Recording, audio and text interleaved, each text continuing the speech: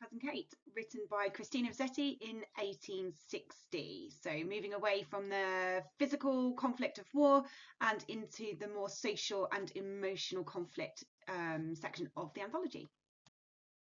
Quick contextual points then. As I've said, it was written by Rossetti in 1860.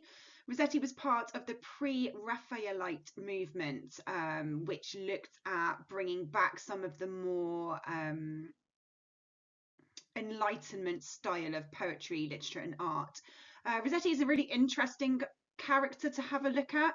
She was deeply religious, actually had 2 failed engagements because of her religion, but also spent a lot of time working with fallen women, so women who had become involved in prostitution, women who had no other kind of help. So she spent a lot of time working with the churches and supporting them. Her work is often associated with early feminism and the sisterhood. Perhaps her most famous work is The Goblin Market, which is a fantastic poem, one that we will look at in Key Stage 5. So a very quick reading of the poem then. Cousin Kate. I was a cottage maiden, hardened by sun and air, contented with my cottage mates, not mindful I was fair. Why did a great lord find me out, and praise my flaxen hair? Why did a great lord find me out, to fill my heart with care? He lured me to his palace home, woes me for joy thereof, to lead a shameless, shameful life, his plaything and his love. He wore me like a golden knot, he changed me like a glove, so now I moan an unclean thing who might have been a dove. O Lady Kate, my cousin Kate, you grow more fair than I.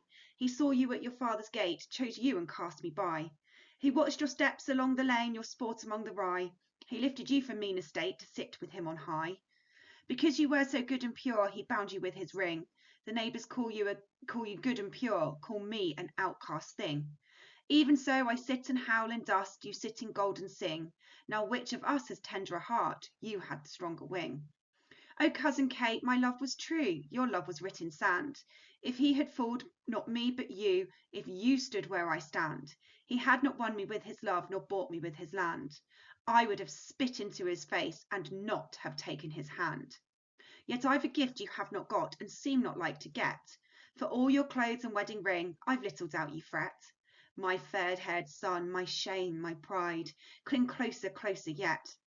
Your sire would give broad lands for one to wear his coronet. So thinking about how we are going to talk about this poem, as I've said, sorry about the smudging on the annotations as I've scanned it in. You can pause it and have a little look at the details that we went through in class, but in terms of just prepping you for that exam, thinking about following our EDAC structure. So Rossetti's opening stanza establishes the binary between the speaker's contented life as a cottage maiden and the anger of being sought out by a great lord and how that has ruined her life, basically. The repetition of the rhetorical question, why did a great lord find me out, shows the speaker questioning her situation and really kind of foreshadows the bitterness and resentment that we see her feel throughout the rest of the poem as she details how she was treated and discarded when the Lord had had his way with her and has moved on to her cousin. Stanza 2 and 3 develop the anger and resentment that's foreshadowed in that opening stanza. The Lord's predatory nature is revealed as he's lured her to his home. So that verb there, lured, being about how he's been able to use his power to manipulate her, and shows the inequality in gender in the time that this was written.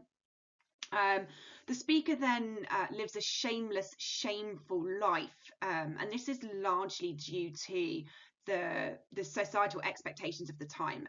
She is being she's in a relationship with this lord, but they are not married, and therefore she would be outcasted by society. She would be shamed by them. And I think as a result of this, the speaker dehumanizes herself. She describes how the Lord wore her and changed her, some quite sexualized image there. And that's left her as an unclean thing. She moans an unclean thing. And that noun there, thing, being really important in how she feels about herself, that she's lost her the sense of herself. She's now a thing, she's less than human. That's both how she feels and how society would have treated her, so reflecting those contemporary attitudes towards women.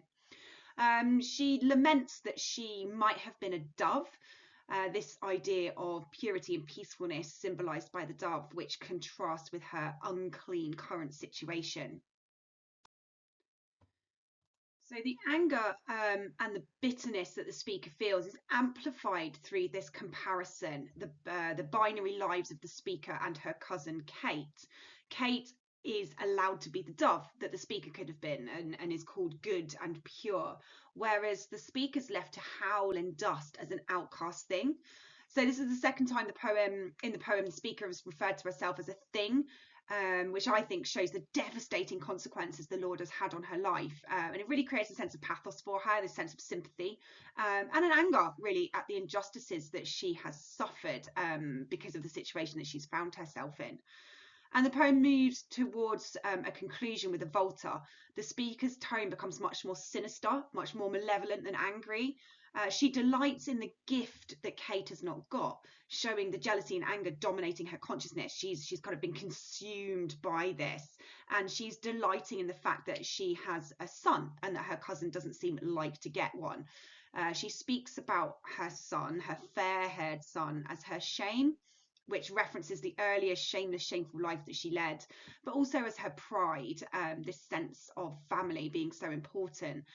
She recognizes that the Lord that has discarded her and has married her cousin, lifting her up out of the kind of the rural life and lifting her into a life of wealth and luxury, would give broad lands for an heir, again reflecting the contemporary importance of having a son to inherit and creating that legacy and dynasty.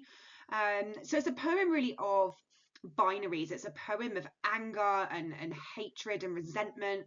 It's a poem that exposes the harsh realities of life for women in the 17 and 18, 1900s, are arguably still today, with you know, kind of contemporary attitudes towards women. It also looks at that sense of dehumanization, about how she is mistreated, she's abused, she's used, but somehow she is the one who suffers because of that, not the Lord. And then that momentary delight at the end. It's a great poem. It does compare really well with something like a poison tree, with that sense of that growing anger and resentment that dominates the poem, but it does link with some of the other ones from the anthology. So if you don't want to compare Cousin Kate with a poison tree, you could look at something like Katrin, showing those kind of family relationships, the strong emotions, the strong feelings, the binaries that are in there. Perhaps something like the Prelude, with the feelings of powerlessness the speaker feels, this idea of not being in control of your fate or life. There's kind of sexual phallic imagery in both, and also that sort of sense of revenge that comes through. Poison tree, as I've mentioned, or perhaps something like the Class Game, looking at the inequality in society, attitudes towards wealth and class, would be quite good. So a nice poem, lots of context that makes it quite easy to talk about, lots of ideas in there, some nice repetition. There's the regular meter, there's the rhyme pattern and rhyming scheme, which gives it that sense of almost song-like narrative. And it's some really lovely shifts in tones and emotions that you can talk about.